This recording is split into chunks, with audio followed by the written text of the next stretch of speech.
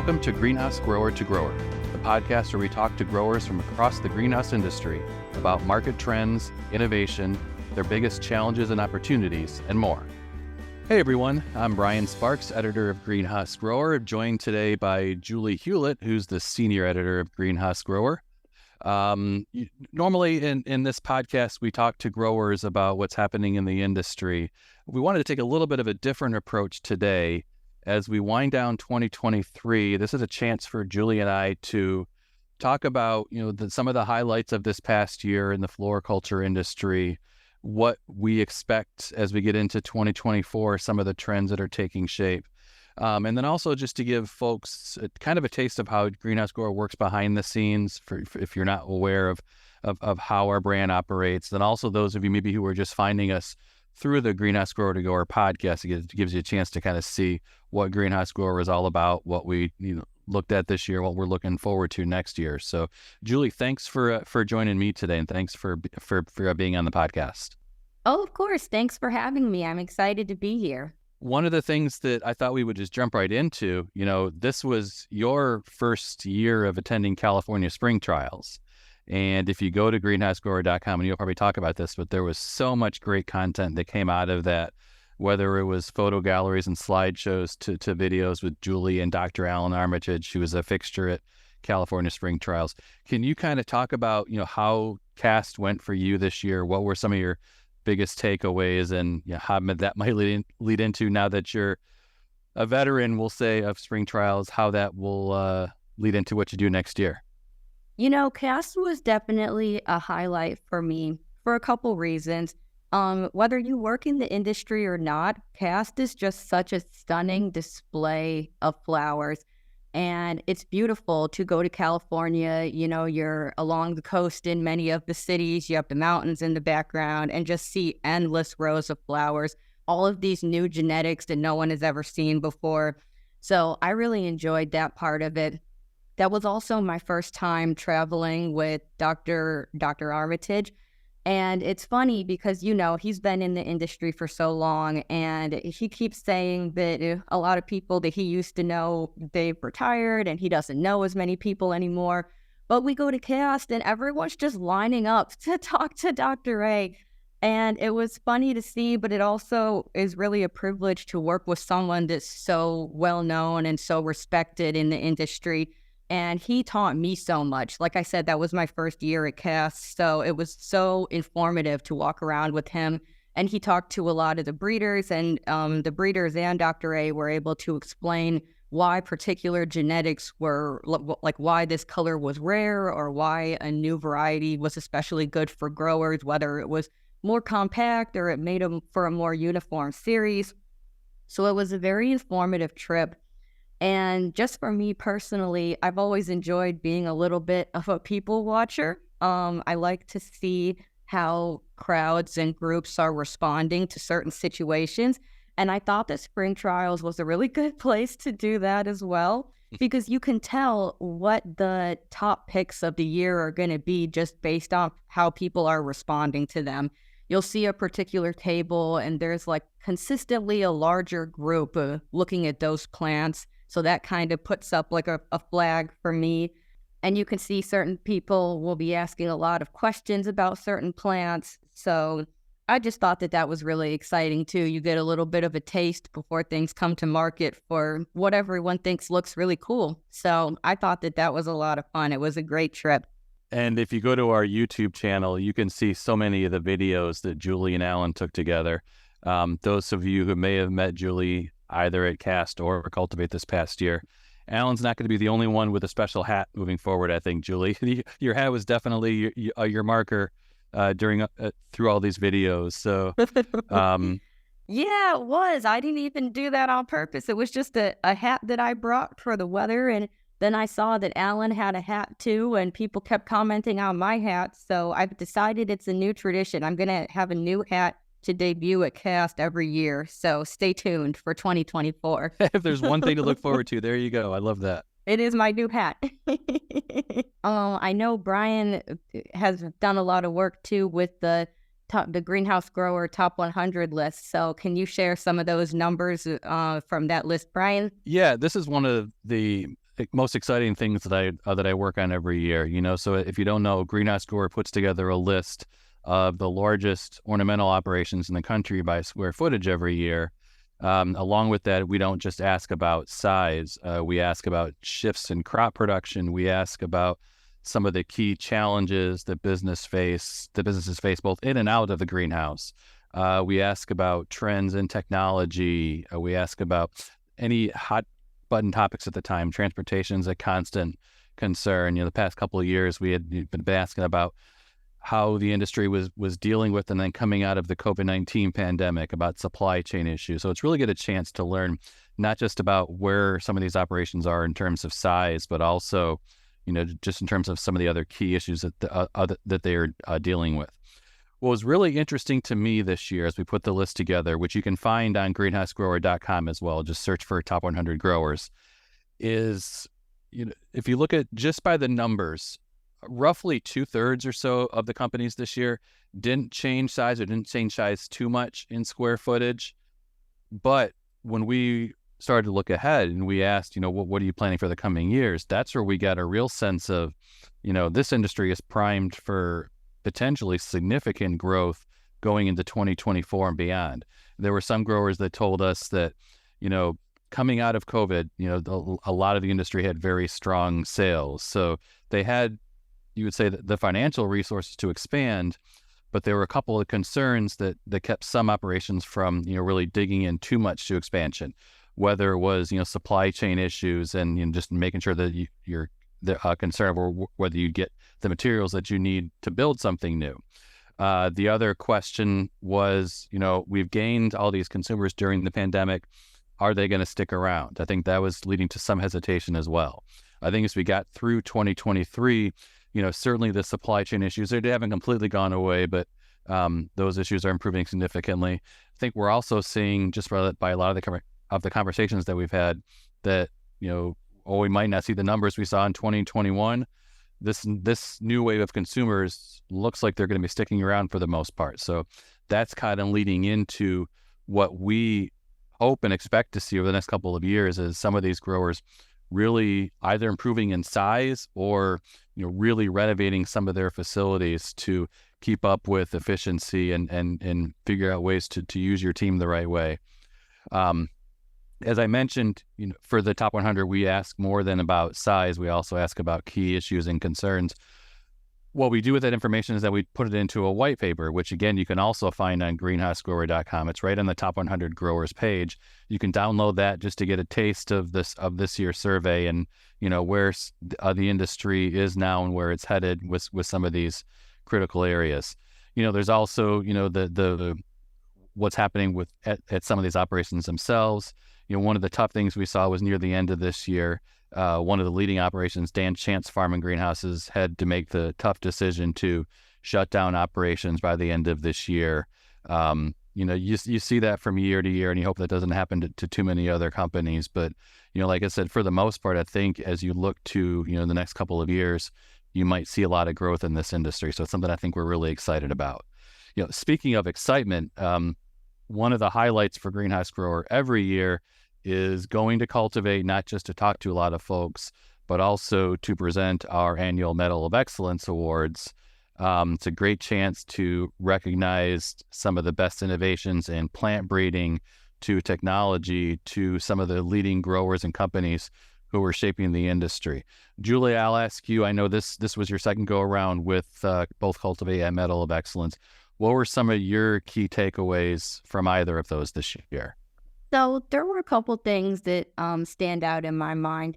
One of them, just at Cultivate as a whole, I really enjoy the casual interactions. I'm sure that growers and suppliers that have those type of interactions a lot more than we do, but in the media, I feel like a lot of the time when I'm talking to somebody, it is a more formal conversation. Like if we have an interview on Teams or on Zoom, we have our cameras turned on. We're usually recording the interview. We're taking notes. Whatever the person says is going to be quoted in an article. And I think that sometimes that stifles the conversation a little bit, just because it is more of a formal setting. So what's nice about Cultivate is that not only are you walking the trade show where you run into a lot of people, but you're sitting in education sessions with them, you're going out to dinner with them. If you choose to go out on High Street late in the evening, you might be running into them at bars.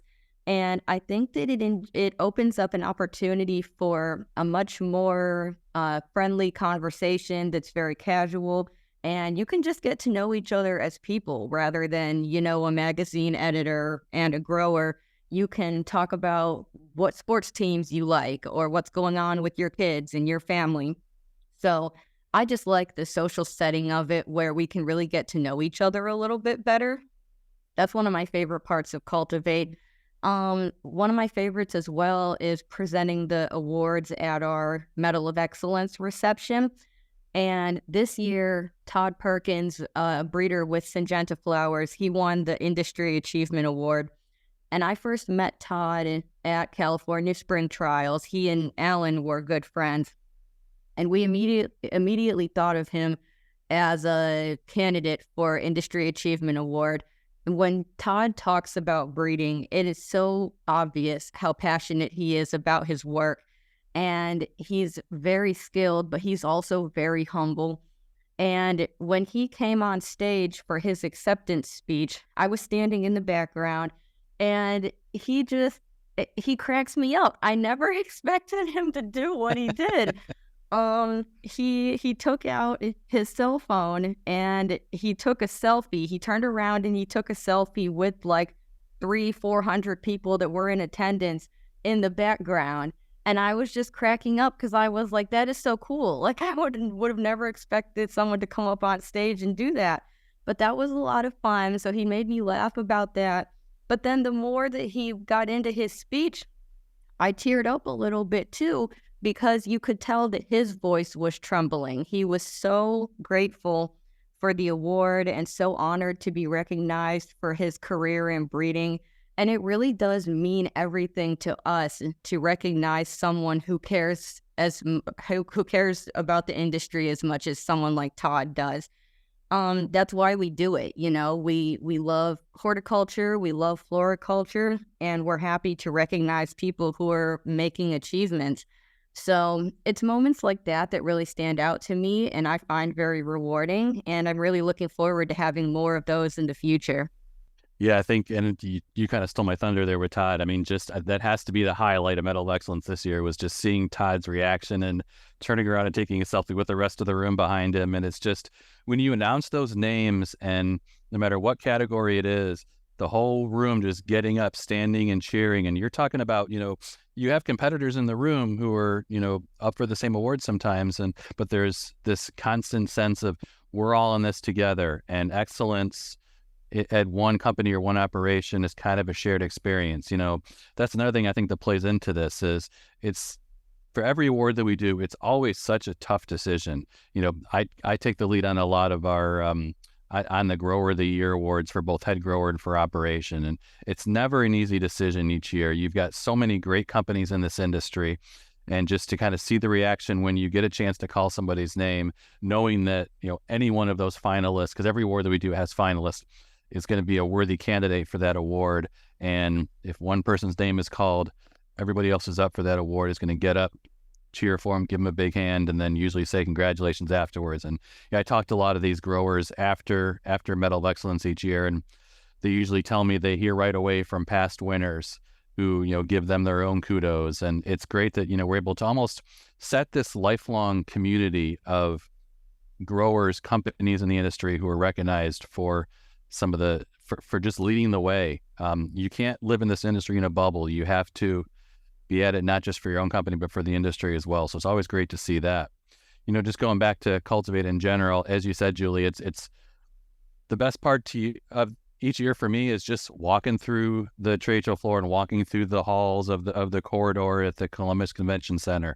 Having gone there for quite a few years now, I've really started to learn, number one, set a schedule for yourself, but number two, don't overload your schedule, because you're going to constantly find yourself stopped in the middle of the trade show to talk to somebody you haven't maybe either talked to in a while, or you've been, in our case, trading emails or phone calls with. But this is you wanted a few chances to get to see these people in person and have these conversations. And then I guess the other experience, and I've learned this the hard way myself, is I would set aside, let's say, 2 appointments, one in row 3 of the trade show, followed up a half hour later by one in row 40. I don't think I put on as many miles as quick a time running from row 3 to row 40 to get to that next conversation that I'm going to have. So It's a good but yeah, workout. yeah, it is. Oh yeah. But by that Tuesday afternoon, my feet are fried for the rest of the week. So, but it is so invigorating. You're tired coming home from cultivate, but you feel it's a great way for the season to kind of wind down and just reconnect with people that you've spent a lot of time communicating with, and this is your chance to really meet in person and have some great conversations. So that's one of the many things that I found to be very enjoyable this year. Julie, why don't you talk about just when you look back at 23, what was the most enjoyable part of the year for you? I think that the part of this year that I enjoyed the most were the couple times that I got to go visit greenhouses. I'm sure a lot of people also got to visit Green Circle growers this year as part of the tours that American Hullett hosted for Cultivate. And that was pretty cool because you hear things over and over again, but to actually see it in action is a whole different experience. And I knew the Green Circle had been using RFID tags, but I hadn't actually seen them work. So to see how those are scanned and the plants are sorted by various specs, like I remember one of them was how they're sorted by how many weeks are left until that plant's ship date. And it's just pretty cool to see how all the machines actually operate. So I liked that tour. And then I went up to Grand Rapids in September to see a couple more. I went to Walter's Gardens and got a whole tour. And I saw the TTA Flex sorter in use to sort, like to grade young plants. And that was pretty cool to see too, because it's so efficient, how fast that it moves. You can tell that, it's definitely a labor-saving opportunity for sure. And then when I was in Grand Rapids, when I was coming back from Grand Rapids, I also stopped at 4-star greenhouses and saw a lot of cool things at work. I remember one of them was the water filtration system. So to me, that's just a great way to learn and experience, how their production practices actually work rather than just talking about it in an interview or reading about it. So I think the greenhouse tours are my favorite. Oh, that's awesome. Those tours are such a great opportunity to be able to see, for us and as editors, we're, find ourselves most of the year, sitting behind our desk or behind our computer, again, having good conversations with folks, but to really get out and see these operations in action is always a very rewarding experience.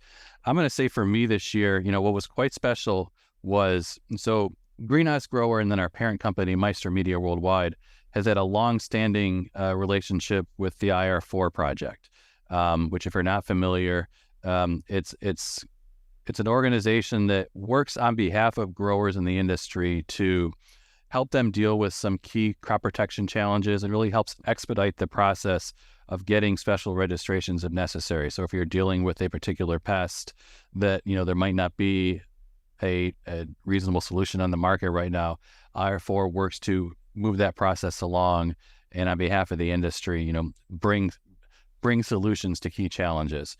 This year was the 60th anniversary of IR4. And so, working with them, we put together a special report that just highlighted some of the accomplishments of the organization over the years, how they work with both growers and with, manufacturers on getting products registered, and then how IR4 as an organization is evolving much the same way that the rest of the industry is evolving. As you see a shift towards biocontrols, IR4 is kind of in that same boat. So the steps that they take to recognize and address challenges is kind of changing at the same time. So again, if you go to greenhousegrower.com, we've got a special report that looks through the legacy of IR4 and what they've accomplished over the years. So that was really exciting for me. Speaking of exciting, we're getting into 2024, and I'll let Julie talk about it here in a second. But one of the things you'll see when you get the January issue is a tagline of the future of floriculture. Julie, can you kind of talk a little bit more about our January issue and what our readers can expect, and then how that is going to kind of lead into how we're looking at things moving forward? I will happily talk about the January issue. I think it took everything that I have, but I think that it was very successful. Um, so 2023 was the 40th anniversary of Greenhouse Grower as a brand, which we're very excited to recognize and celebrate. And in those 40 years, most of our coverage has been specifically on floriculture. We did do a rebranding around 2020 where we started covering vegetables grown to maturity and cannabis. But with this initiative that's taking place in January, we want to refocus specifically on floriculture, going back to our roots, how the brand was founded. And because of that, the theme of the January magazine is the future of floriculture. And we wanted to talk to industry experts on all sorts of different topics just to get an idea from them on what trends they're seeing, what the future of floriculture looks like for them. And I think that we included a lot of really great information. One of the stories that I did was talks about breeding and kind of comparing conventional breeding versus predictive breeding, looks at some of the pros and cons and what practices breeders are looking at using in the future. We went over a lot of other topics like a new era of crop protection with biocontrols.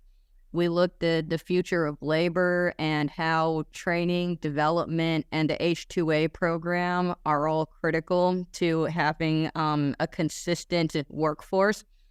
And we have a couple of guest authors as well. We have Laura Barth from the American Floral Endowment and Diane Blazik from the National Garden Bureau.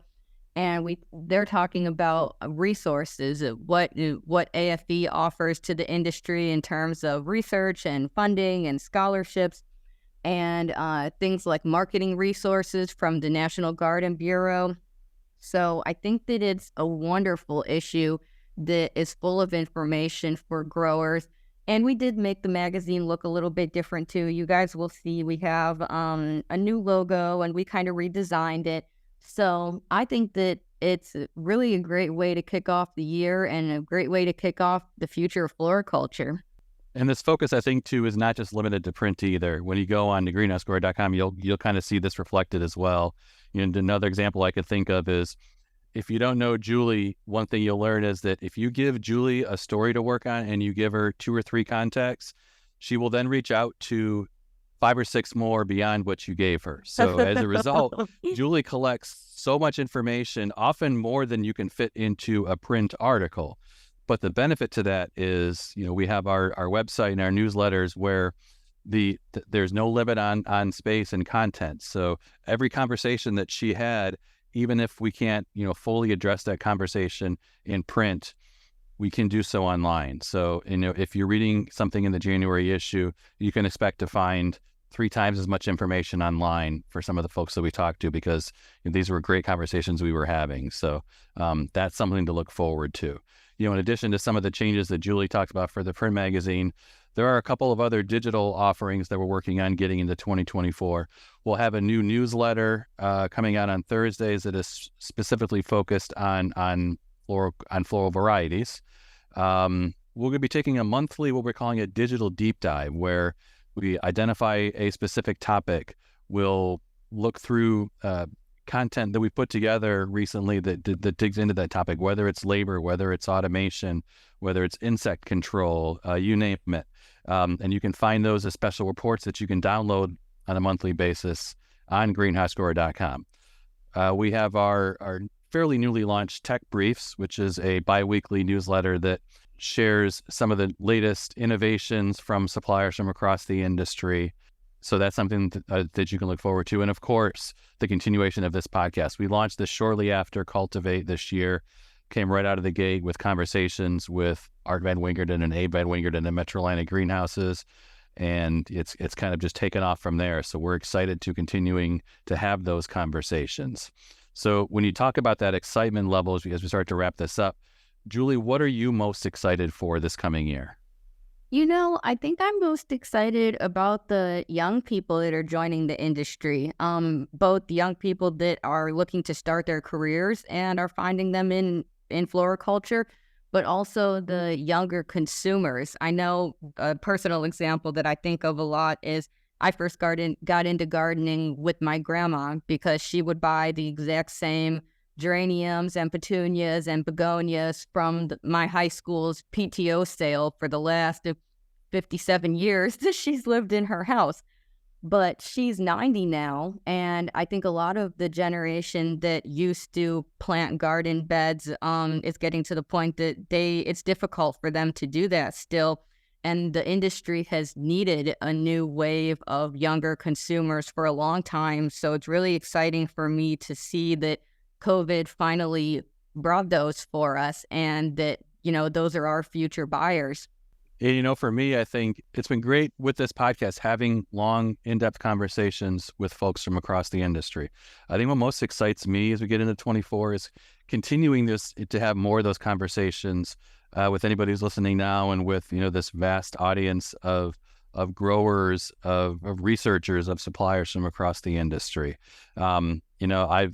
I've been with Greenhouse Grower for about 8 years now, but I came in with really no specific experience in horticulture. So it's a constant learning experience for me.